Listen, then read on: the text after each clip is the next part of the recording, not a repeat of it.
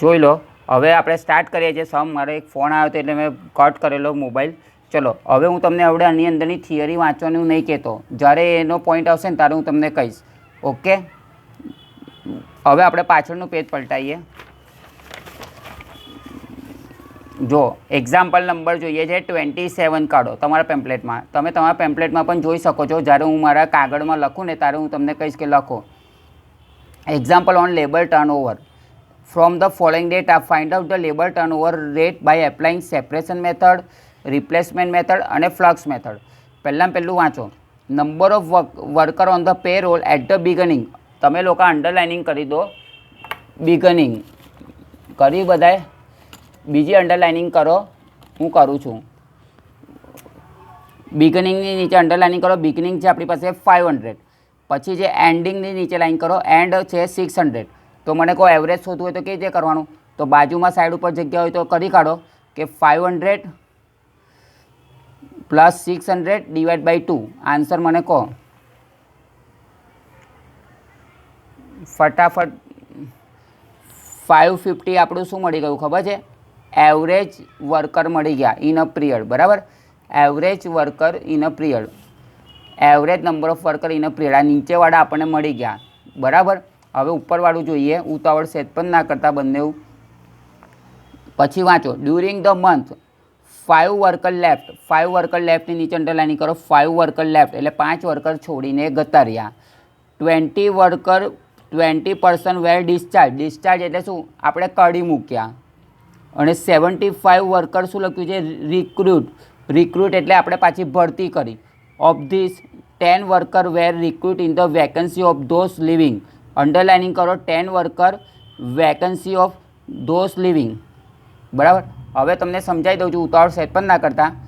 મને તમે એવું કહો, પહેલી મેથડનું નામ છે સેપરેશન। સેપરેશન એટલે છૂટા પાડ્યા। તો સેપરેશનમાં કોણ કોણ આવે? તો 5 વર્કર છોડી દીધા અને 20% આપણે કાઢી મૂક્યા। તો ટોટલ 25 થયા। ફરી બોલું છું, 5 વર્કર જોબ છોડી દીધી એટલે સેપરેટ થઈ ગયો।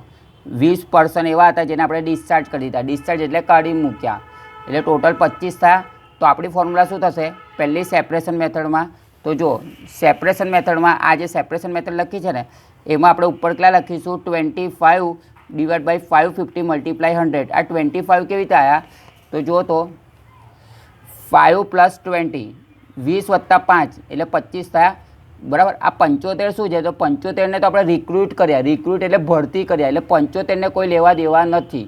તો 20 વત્તા 5 તો 25, 25 આપણે છૂટા કર્યા, છૂટા કર્યા એને ઇંગ્લિશમાં શું કહેવાય? સેપરેટ કર્યા। તો નંબર ઓફ સેપરેશનની ફોર્મ્યુલા શું થઈ? Number of separation divide by average number of worker into 100। તો નંબર ઓફ સેપરેશન 25 અને ડિવાઈડ બાય શું કરીશ? 550, બરાબર? ઇન્ટુ 100। બોલો કોઈ આન્સર બોલો।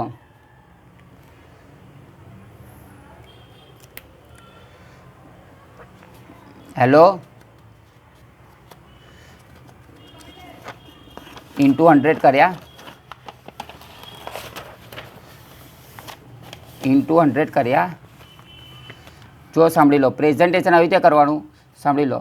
પહેલાં આપણો એક્ઝામ્પલ નંબર કયો છે? 27 છે। હું શું કરીશ?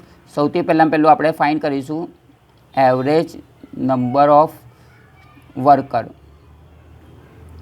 તો આપણે શું લખીશું? બિગનિંગ કેટલા છે? બિગનિંગ આપણને આપ્યા છે, beginning plus ending divide by 2। તો અહીંયા લખી દઈશું 500 પ્લસ 600 ડિવાઈડ બાય 2। તો આપણને મળી ગયા 550। ઓકે, હવે આપણે આગળ જોઈએ છે સૌથી ફર્સ્ટ મેથડ આપણી છે સેપરેશન। તો શું લખીશું? સેપરેશન, બરાબર? સેપરેશન મેથડમાં કઈ સેપરેશન મેથડ, તો સેપરેશન મેથડ પ્રમાણે સેપરેશન મેથડ હેડિંગ મારીશું ને લખીશું labour turnover is equal to number of separation divide by કેટલા કરીશું? Average number of worker into 100। તો નંબર ઓફ સેપરેશન આપણને ખબર છે પણ આપણે આવી રીતે લખીશું 5 પ્લસ 20 ડિવાઈડ બાય શું લખશું? 550 ઇન્ટુ 100। તો હવે આન્સર બોલો ડાયરેક્ટ, બોલો ભાઈ કેટલા આવે છે? 4. 55 જે બી આવે ને પાછળ પર્સન્ટેજની સાઇન કરજો. કેમ? કારણ કે આપણે આ લેબર ટર્નઓવરમાં ઇન્ટુ 100 કરે એટલે પર્સન્ટેજની સાઇન કરવાની. હવે નંબર ટુની મેથડનું નામ શું છે? તો રિપ્લેસમેન્ટ મેથડ છે. શું છે? રિપ્લેસમેન્ટ. તો રિપ્લેસમેન્ટ મેથડ એવું લખીશું. પછી એની અંદર ફરીથી લખીશું શું? Labour turnover. તેની ફોર્મ્યુલા લખીશું number of replacement into divide by average number of worker into 100. તો હવે મને તમે કહો નંબર ઓફ રિપ્લેસમેન્ટ કેટલા છે? હવે નંબર ઓફ રિપ્લેસમેન્ટ કેટલા લેવાના? 75 નહીં લેવાના. 75 તો ખાલી રિક્રુટ કર્યા જ. 10 વર્કર આપ્યા છે ને એ શું છે? જે વેકેન્સી ખાલી હતી એમાં આપણે લિવિંગ છોડ્યા હતા એમાં રિક્રુટ કર્યા. એટલે 75 આપણે લીધા, પણ 75માંથી 10 એવા છે જે લોકો નોકરી છોડીને ગયા, લિવિંગ એટલે છોડીને ગયા, એ જગ્યાએ આપણે રિક્રુટ કર્યા છે. તો આપણે અહીંયા લખીશું નંબર ઓફ રિપ્લેસમેન્ટમાં 10, અહીંયા 550 અને ઇન્ટુ 100. ચલો બોલો તો આન્સર.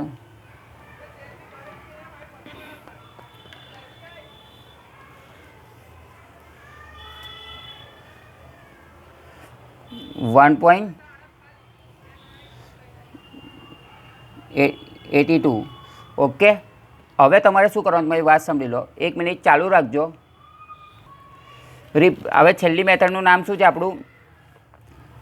Flux method. ફ્લક્સ એટલે શું? સેપરેશન અને રિપ્લેસમેન્ટ બંને આવે. તો ફ્લક્સ મેથડ હું ક્યાં લખું? તો ફ્લક્સ મેથડ મારી પાસે જ્યાં જગ્યા છે ત્યાં જ લખીશ. નવા પેજ ઉપર જ લખું છું, ચિંતા ના કરતા. જો ફ્લક્સ મેથડમાં પહેલાં કહી દઉં છું, આપણે શું કરવાનું છે ખબર છે? આ બંને લેવાના છે.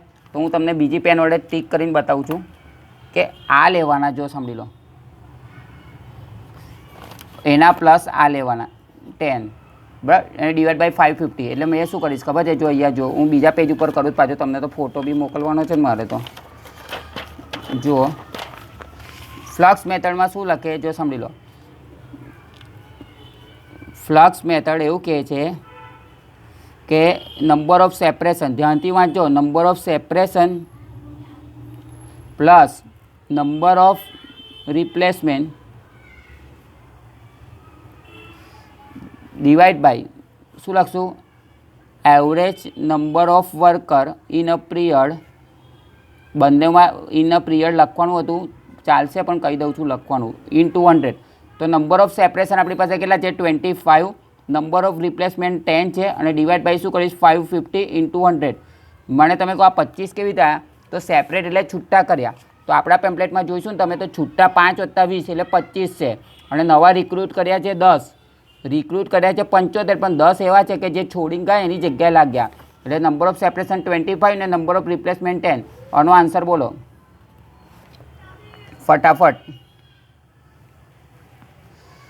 6.36%. બસ આ આપણો સમ પૂરો થઈ ગયો. મને નહીં લાગતું કે આમાં કોઈ ડાઉટ હોય. આમાં કોઈ જ ડાઉટ નહીં હોય. ચલો આપણે નેક્સ્ટ સમ જોઈએ. હવે મારી વાત સાંભળી લો, આ 29મો છે ને સેમ 27 જેવો છે. તો 29મો લખી દો હોમવર્ક, અને 28મો હું કરાવું છું. 29મો સમ એકવાર રીડ કરી દઈએ ફટાફટ. The following data is available from the recorded to polo chemical for the year 18-19. The number of worker payroll 1 April 2018. 1 એપ્રિલની નીચે અંડરલાઇનિંગ કરો એટલે ઓપનિંગ આપ્યું છે 3800 અને 31 માર્ચ આપ્યું છે, એટલે આખા વર્ષનું ક્લોઝિંગ આપ્યું છે 4200. તો એવરેજ કઈ રીતે શોધશો?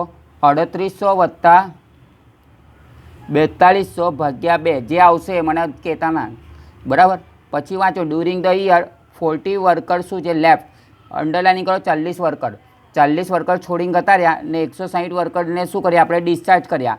તો નંબર ઓફ સેપરેશન કેટલા થશે? 200. નંબર ઓફ સેપરેશન થશે 200, બરાબર. અને ડિવાઈડ બાય કેટલા કરીશું? ડિવાઈડ બાય આ બેની એવરેજ કેટલી આવતી હતી? 4000 આવતી હતી. 4000 આવતી હતી. તો ડિવાઈડ બાય 4000 ઇન્ટુ 100, બરાબર.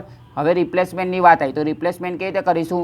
તો જુઓ 750 worker were recruit during the year અને 150 were recruit in leave of worker left discharge. એવું કહે છે કે જે જગ્યા લીવ એટલે છોડીને ગયા હતા, લેફ્ટ એટલે છોડીને ગયા હતા, એની જગ્યા પર આપણે રિક્રુટ કર્યા તો પછી અહીંયા આગળ કેટલા લખીશ 150 લઈશ અને અપોનમાં 4000 ને ઇન્ટુ 100 અને ફ્લક્સ મેથડ તો બંનેને આવડે જ છે.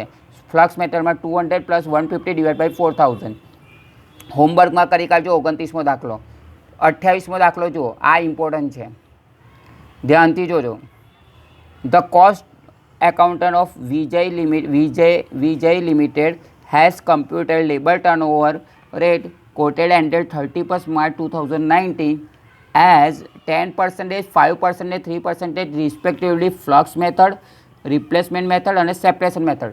તમને આ એક્ઝામ્પલમાં સામેથી જવાબ આપી દીધો છે. કયો જવાબ આપ્યો છે ખબર છે? આ વાળા જવાબ 3 આપી દીધા છે. આવો જે જવાબ આવતા હતો ને એવું કે જે ફ્લક્સ મેથડના 10% છે, પછી રિપ્લેસમેન્ટ મેથડના 5% છે અને સેપરેશન મેથડના છે 3%. ફ્લક્સ મેથડનો જવાબ આપી દીધો છે 10%, રિપ્લેસમેન્ટ મેથડનો આપ્યો છે 5% અને સેપરેશન મેથડનો આપ્યો છે 3%. બરાબર. તો હવે એવું લખ્યું છે કે if the number of worker replacement during the quarter is 30, replace આપી છે, અંડરલાઇન કરો રિપ્લેસ. બરાબર. તો find out worker recruit join અને વર્કર લેફ્ટ ડિસ્ચાર્જ. એટલે આપણે નંબર ઓફ વર્કર પૂછ્યા છે. હવે હું શું કરીશ સાંભળી લો, કંઈ પણ ઉતાવળ ના કરતા. પહેલાં આપણે આમાં આપણે આ 3ના આન્સર સિવાય બીજી ઇન્ફોર્મેશન છે ને રિપ્લેસમેન્ટની આપી છે. તો આપણે શું કરીશું, 28 સમ ઇમ્પોર્ટન્ટ પણ છે, ધ્યાનથી જોજો. Example number 28. હવે શું કરીશ સાંભળો, રિપ્લેસમેન્ટની પહેલાં ફોર્મ્યુલા લખવાની. તો રિપ્લેસમેન્ટની ફોર્મ્યુલા શું છે? રિપ્લેસમેન્ટની ફોર્મ્યુલા એવી કે છે કે number of replacement divide by average, શું આપ્યું છે? Average number of worker into 100. હવે હું શું કરીશ સાંભળી લો, આપણને એવરેજ નંબર ઓફ વર્કર નહીં ખબર, પણ નંબર ઓફ સેપરેશન ખબર છે અને જવાબ ખબર છે. જવાબ આપણે રિપ્લેસમેન્ટનો જવાબ કેટલો આપ્યો જો તો રિપ્લેસમેન્ટનો જવાબ 5% આપ્યો છે. કઈથી ખબર પડી? અહીંયાથી ખબર પડી. તો હવે હું અહીંયા આગળ 5%ની સાઇન કરું ને તો અહીંયા લખી દઈશ નંબર ઓફ રિપ્લેસમેન્ટ, પણ અહીંયા ઇન્ટુ 100 નહીં કરું. કેમ ઇન્ટુ 100 નહીં કરું? કારણ કે અહીંયા પર્સન્ટેજની સાઇન કરી છે. બરાબર. Divide by average number of worker. હવે ધ્યાનથી સમજો. હવે આ નંબર ઓફ વર્કર પણ આપણે આપ્યા જ છે. જુઓ ને 30 આપી દીધા છે. જુઓ ને રિપ્લેસમેન્ટ લખ્યું છે ને 30, તો અહીંયા મેં 30 જ લખવાના હતા. હવે આપણને આ ખબર છે તો એવરેજ મળી જાય. તો હું શું કરીશ, પરીક્ષામાં MCQમાં ખાલી આટલું પૂછી શકે છે. તો એવરેજ નંબર ઓફ વર્કર, બરાબર, તો આ બેનો ગુણાકાર થાય તો એના ગુણ્યા કાં તો એકબીજાની જગ્યા લઈ લેશે. ચલો ને એકબીજાની જગ્યા લઈ લો. તો આ અહીંયા ને આ અહીંયા એટલે 30/5% કરો તો કેલ્ક્યુલેટરમાં 30/5%.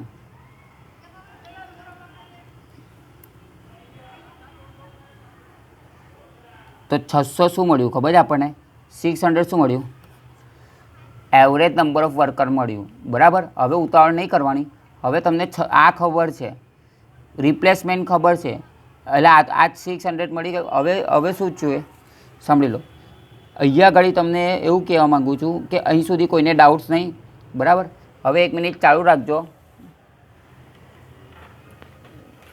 મારે થોડું પ્રેઝન્ટેશન કરવું છે, જોવું છે કે આમાં આ લોકોએ શું કર્યું છે. 1 સેકન્ડ. હવે મને કહો કે નંબર ઓફ સેપરેશનની ફોર્મ્યુલા શું આવે બોલો તો? Number of separation,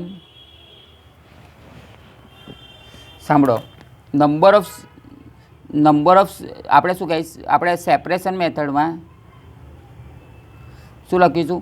number of separation divide by average worker, average number of worker into 100. હવે તમે મને કહો, હવે આનો આન્સર આપણને ખબર છે, એવરેજ ખબર પડી ગઈ, તો સેપરેશન મળી જાય. આ આન્સર કેટલો છે જો તો સેપરેશનમાં 5% આપ્યા છે, કઈ સોરી 3% આપ્યા, દેખાય છે 3%. તો સેપરેશનના આન્સર આપણને 3% ખબર છે, ઉપર નંબર ઓફ સેપરેશન આપણને નથી ખબર, પણ ડિવાઈડ બાયમાં તો ખબર પડી ગઈ કે 600 આવે. હવે મેં અહીંયા ઇન્ટુ 100 નહીં કરતો. કેમ? કારણ કે અહીંયા પર્સન્ટેજની સાઇન કરીશ. હવે તમે મને કહો, હવે આ બંને છે તો આ બંનેનું હંમેશા શું થાય? ગુણાકાર થાય. બરાબર. ના ખબર હોય તો ગુણાકાર થાય, કાં તો એકબીજાની જગ્યા લઈ લે. તો ગુણાકાર કરો તો તો શું કરીશું 600 multiply 3% is equal to number of separation કરો તો 600 ના 3% 18 આવશે. તો આ કેવી રીતે આવ્યું ખબર પડી બંનેને? આચમલ ખબર પડી. પછી મેં જાતે ગણવા આપીશ ફોટા આપ્યા વગર. ચાલ આપણને આ 18 ખબર છે, બંનેને પૂછું છું. આ 18 આપણને ખબર છે. પહેલાં નંબર ઓફ સેપરેશન 30 ખબર છે. તો ફ્લક્સ મેથડથી દાખલો ગણતા આવડે કે ના આવડે? તો મને પણ આપણને પૂછ્યું આવડે, પણ આપણને પૂછ્યું છે શું? મારી વાત સાંભળો. વર્કર રિક્રુટ વાંચો, હું લખ્યું છે વર્કર. પહેલું આપણને પૂછ્યું છે વર્કર રિક્રુટ એન્ડ જોઈન, અને વર્કર લેફ્ટ એન્ડ ડિસ્ચાર્જ. તો લેફ્ટ અને ડિસ્ચાર્જ આપણને ખબર પડી ગઈ. લેફ્ટ અને ડિસ્ચાર્જની નીચે લખી દો સેપરેશન. તો સેપરેશન આપણને ખબર પડી ગઈ કેટલા છે? 18 છે. બરાબર. હવે આ આપણને 18 ખબર પડી ગઈ છે, પણ હજી જોઈન કેટલા થાય એ આપણને ખબર છે? રિક્રુટ એન્ડ જોઈન એ આપણને નથી ખબર. તો હવે આપણે શું કરીશું સાંભળી લો. હવે આપણે ફ્લક્સ મેથડનો યુઝ કરીશું. તો ફ્લક્સ મેથડની ફોર્મ્યુલા શું છે? તો ફ્લક્સ મેથડની ફોર્મ્યુલા આપણને એવું કહે છે કે number of separation plus number of replacement divide by શું કરીશું? Average number of worker in 200. હવે આપણને રિપ્લેસમેન્ટ ખબર, સેપરેશન ખબર છે. આનો આન્સર કેટલો છે ફ્લક્સ મેથડનો? તો ફ્લક્સ મેથડનો આન્સર 10% આપ્યો છે. તો હું અહીંયા એવું કરી શકું 10% is equal to number of separation. હવે આપણે શોધ્યું શું? 18 શોધ્યા, સેપરેશન શોધ્યા. તો તમારે શું કરવાનું? આ 18 લખવાના, number of separation, number of replacement question mark. આ આપણને ખબર છે કેટલા છે? એવરેજ નંબર ઓફ વર્કર આપણને 600 મળી ગયા છે. બરાબર. હવે શું કરશો? આ બેનો ગુણાકાર. તો 600 ગુણ્યા 10% કરો. 600 ગુણ્યા 10%, 18 વત્તા નંબર ઓફ રિપ્લેસમેન્ટ. બરાબર. ચલો 600 ના 10% કરો તો 60. આ 18 પ્લસ નંબર ઓફ રિપ્લેસમેન્ટ. તો ચલો આ 60 છે. તો અહીંયાથી શું કરીશ? અહીંયા કેટલા આવશે બોલો? આ 60 લાવવા માટે અહીંયા કેટલા લાવ? તો 60માંથી 18 માઇનસ કરી દઉં તો મને મળી જાય નંબર ઓફ રિપ્લેસમેન્ટ. કરો તો કેટલા આવશે? 42. બસ આ આપણો પતી ગયો. તમને લોકોને એવું થતું હશે કે આ નંબર ઓફ રિપ્લેસમેન્ટ તો 30 આપ્યા છે, પણ એ ટેમ્પરરી આપેલા. તમે મને એવું કહો કે આ 30 તમે અહીંયા આગળ મૂકશો ને તો 10% જવાબ નહીં આવે. તમે 30 મૂકશો તો 10% જવાબ નહીં આવે. તો આપણે 10% પ્રમાણે ગણવાનું છે. તો 10% પ્રમાણે મેં શું કર્યું? આ લખ્યું. આ આપણી પાસે નથી, પણ આ 18 આપણે સાચકમાં મળી ગયું છે. તો 18 સાચકમાં મળી ગયું છે. તો આ આપણે શોધ્યું તો આપણને 42 મળ્યો. આ આન્સર આવી ગયો આપણો. તો આપણી આ લેબરવાળી મેથડ પૂરી થઈ ગઈ. ઓકે. આનો હું ફોટો મોકલી દઈશ. કશું પણ ડાઉટ હોય તો મને પૂછી લેજો. અને આ દાખલા ફરી એકવાર રિપીટ કરાવીશ જ્યારે ટાઈમ મળશે ત્યારે. બરાબર. હવે આપણે શું શીખવા જઈ રહ્યા છે? હાલ્સે અને રોવન પ્લાન. સાંભળી લો. હવે નવી મેથડ શીખવાડવા જઈ રહ્યું છું. દેખાય છે બંનેને? હે?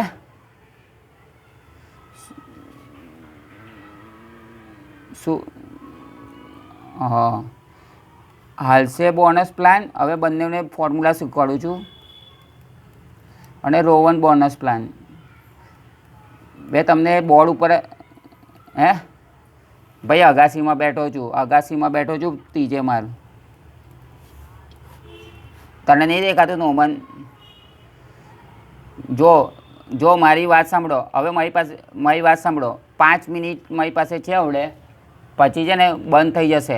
એટલે આવડે ખાલી ફોર્મ્યુલા શીખી લો. બરાબર. હું આનો વિડીયો રેકોર્ડિંગ થાય છે. ના સમજણ પડે તો રેકોર્ડિંગ જોઈ લેજો. હાલ્સે રોવન પ્લાન ને રોવન આ બંને છે ને ટાઈમ રિલેટેડ છે. એટલે બંનેમાં પહેલું શું લખવાનું? મારી વાત સાંભળી લો. ટાઈમ એટલે શું? હવર્સ આપ્યા હશે, કાં તો આપણને શું આપ્યું હશે? ડેઝ આપ્યું હશે. બરાબર. એના મલ્ટીપ્લાય શું લખી દઈશ? રેટ. એના મલ્ટીપ્લાય લખી દઈશ રેટ. આને શું કહેવાય? ટાઈમ વેજ કહેવાય. અને શું કહેવાય? Time veg. મેં તમને પહેલાં જ કીધેલું કે હું તમને એક દિવસના 1 ડેના 100 રૂપિયા સેલેરી આપું છું. કેટલા રૂપિયા સેલેરી આપું છું? 100 રૂપીસ. તો 30 દિવસના કેટલા આપીશ? તો ઓબ્વિયસલી તમે શું બોલશો? 3000. કેવી રીતે બોલ્યા? કારણ કે તમે શું કર્યું હશે 30 ગુણ્યા શું કર્યું હશે તો 100 કર્યા હશે, તો 100 રોજ આપીશ તો 100ને શું કહેવાય? રેટ કહેવાય. અને ડે એટલે શું? 30 ડેઝ. સમજણ પડી ગઈ? ક્લિયર બંનેને? એવી રીતે હું તમને એવું કહું કે 1 કલાકના 1 અવર્સના હું તમને આપું છું ₹10, બરાબર? તો પછી રોજ તમે 8 કલાક કામ કરો તો રોજના તમારા 80 થઈ જાય. તો 80 કેવી થયા? 10 આપણું શું થઈ ગયો? રેટ થઈ ગયો. ને 8 અવર્સ આપણો શું થઈ ગયો? ટાઈમ થઈ ગયો. બરાબર? તો ટાઈમ વેચની પોતાની ફોર્મ્યુલા શું કહે છે? હાલસે હોય કે રોવન હોય, હાલસે હોય કે રોવન હોય, ટાઈમ વેચ એટલે એવું સમજી લો કે હંમેશા ટાઈમ આપ્યો હશે એ ટાઈમને આપણે શું કહીશું? કાં તો હવર્સ આપશે કાં તો ડેઝ આપશે. જનરલી હવર્સ આપે કે ડેઝ આપે એના મલ્ટીપ્લાય શું કરવાનું? રેટ કરવાનું. બસ આ પહેલું ફોર્મ્યુલા ફિક્સ. હવે તમારે શું સમજવાનું છે? સાંભળી લો. તમારી માટે 2 શબ્દો આવશે. આ જે ટાઈમ હોય ને, આ હવર્સ હોય ને, એને શું કહેવાય? સાંભળી લેજો. અને હું બીજું નામ બોલું છું એકચ્યુઅલ ટાઈમ. શું બોલું છું? Actual time. બરાબર? અને રેટને શું બોલાય? Actual rate. શું બોલું છું? Actual rate. ફરીથી બોલું છું, એક્ઝામ્પલ કાલે શીખવાડીશ. આપણે ખાલી ફોર્મ્યુલાનું ઓવરવ્યૂ આપું છું. અને આપણે શોર્ટમાં શું લખીશું? Actual time multiply actual rate. બોલો, ખબર પડે છે? બરાબર? Actual time multiply actual rate. હું હજી તો ખાલી કોની વાત કરું છું? ટાઈમ વેચની વાત કરું છું. બરાબર? તો હવે આપણે શું કરવાનું છે? સાંભળી લો. હવે તમને એક બીજો શબ્દ આવશે, સ્ટાન્ડર્ડ ટાઈમ. શું આવશે? Standard time. Standard time minus actual time કરીશું ને તો શું મળી જશે? ટાઈમ સેવ. આ શું લખ્યું છે? Time save is equal two standard time minus actual time. મેં તને એવું કહું ભાઈ આચમલ કે મેં તને 10 કલાક આપ્યા કામ કરવાના, પણ તે 8 કલાકમાં કામ કરી દીધું, તો તે 2 કલાક બચાયા. તો 2 કલાક બચાયા એને શું કહેવાય? ટાઈમ સેવ. બરાબર? મેં નોમનને 10 કલાક આપ્યા, નોમને 10 કલાક પૂરેપૂરા વસૂલ કર્યા, તો નોમનનો ટાઈમ સેવ શું કહેવાય? 0 કહેવાય. બરાબર? મેં પછી એવું સમજો કે મેં એફવાયના કોઈ સ્ટુડન્ટને 10 કલાક આપ્યા પણ એને 12 કલાક લીધા, તો 12 કલાક લીધા તો -2. તો કોઈ દિવસ માઇનસમાં જવાબ આવે? ટાઈમ સેવ માઇનસમાં આવે? ના આવે. તો અહીંયા આગળ શું લખાય? નીલ લખાય. હવે ખબર પડી કે ના ખબર પડી? બરાબર? તો હવે જ્યારે બી બોલું ને કે ટાઈમ સેવ, તો ટાઈમ સેવનો મિનિંગ શું? Standard time. સ્ટાન્ડર્ડ ટાઈમ એટલે શું? કે કંપની તમને કેટલા કલાક કામ કરવા આપે છે. મેં તમને બધાને 10-10 કલાક આપ્યા, પણ કોઈએ 8 કલાકમાં પતાવ્યું, કોઈએ 10 કલાકમાં પતાવ્યું, કોઈએ 12 કલાકમાં પતાવ્યું. તો વર્કર જેટલા કલાક કામ કરે ને એને એકચ્યુઅલ ટાઈમ કહેવાય. ક્લિયર બંનેને? ક્લિયર? અને કંપની જે આપે ને એને સ્ટાન્ડર્ડ કહેવાય, કે એક સ્ટાન્ડર્ડ નક્કી કર્યું કે બધાએ 10 કલાક કામ કરવાનું જ છે. બરાબર? અને ટાઈમ સેવ ઉપર આપણને શું મળશે? બોનસ મળશે. મને નહીં લાગતું કે અહીંયા સુધી કોઈ ડાઉટ હોય. હવે આપણે ફોર્મ્યુલા જોઈ રહ્યા છે કે હાલસે રોવનને ફોર્મ્યુલામાં ખાલી આજે ફોર્મ્યુલા જ યાદ કરાવું છું. પહેલી કઈ વાત કરું છું? હાલસેની ફોર્મ્યુલા શું છે? તો જો actual time multiply actual rate. અહીંયા સુધી કોઈ ડાઉટ છે? પ્લસ કરીશ, ધ્યાનથી સમજો, પ્લસ 50%. 50%. બરાબર? પણ કોના 50%? તો 50% of time save multiply rate. આ એની ફોર્મ્યુલા છે. કોની? હાલસેની. અને છેલ્લી ફોર્મ્યુલા બોલું છું રોવનની. આ ફોર્મ્યુલા મને પહેલાં મોડે જોઈએ. રોવન શું કહે છે ખબર છે? Actual time multiply actual rate. અને અહીંયા actual time multiply actual rate plus, અહીંયા સુધી કોઈ ડાઉટ છે? અહીંયા સુધી કોઈ ડાઉટ છે? એક સેકન્ડ.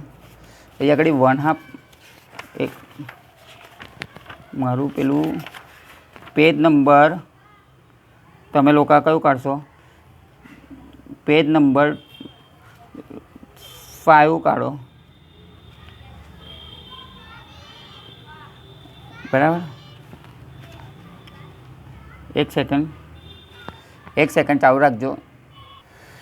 જો બંને જુઓ, આને અહીંયા આગળ લખવાનું છે ટાઈમ સેવ અપોન સ્ટાન્ડર્ડ ટાઈમ. મેં અહીંયા ભૂલી ગયેલો કે ઉપર સ્ટાન્ડર્ડ ટાઈમ આવે કે નીચે આવે? તો ઉપર આવે. બરાબર? જો કેવી રીતે યાદ રાખવાનું છે બંનેને જો સાંભળો. હાલસે એટલે H દેખાય છે. H એટલે શું સમજવાનું? હાફ સમજવાનું. શું સમજવાનું? હાફ. હાફ એટલે શું? 50% એટલે અહીંયા 50% લેવાના. હાફ એટલે 50% લેવાના. 50% કોના લેવાના? ટાઈમ સેવ મલ્ટીપ્લાય રેટ. અને રોવનમાં તમને છે ને રોવનમાં આરમાં તમને અહીંયા ધ્યાનથી જોશો ને તો 2 દેખાતા હશે. આર જે દેખાય છે ને આર રોવનનો આર એમાં તમને અહીંયા ધ્યાનથી જોશો ને તો અહીંયા 2 વંચાય દેખાય છે. 2 એટલે શું કહે આ ફોર્મ્યુલા 2 વાર લખવાની બરાબર. અને અહીંયા પ્લસ શું કરવાનું? ટાઈમ સેવ અપોન સ્ટાન્ડર્ડ ટાઈમ. તો આ બંને ફોર્મ્યુલા આજે મને મોડે જોઈએ બરાબર. ફરીથી બોલું છું, આ બંને ફોર્મ્યુલા મોડે જોઈએ બરાબર. ઓકે, હા ઉભો ફોન આવ્યો ને એટલા માટે.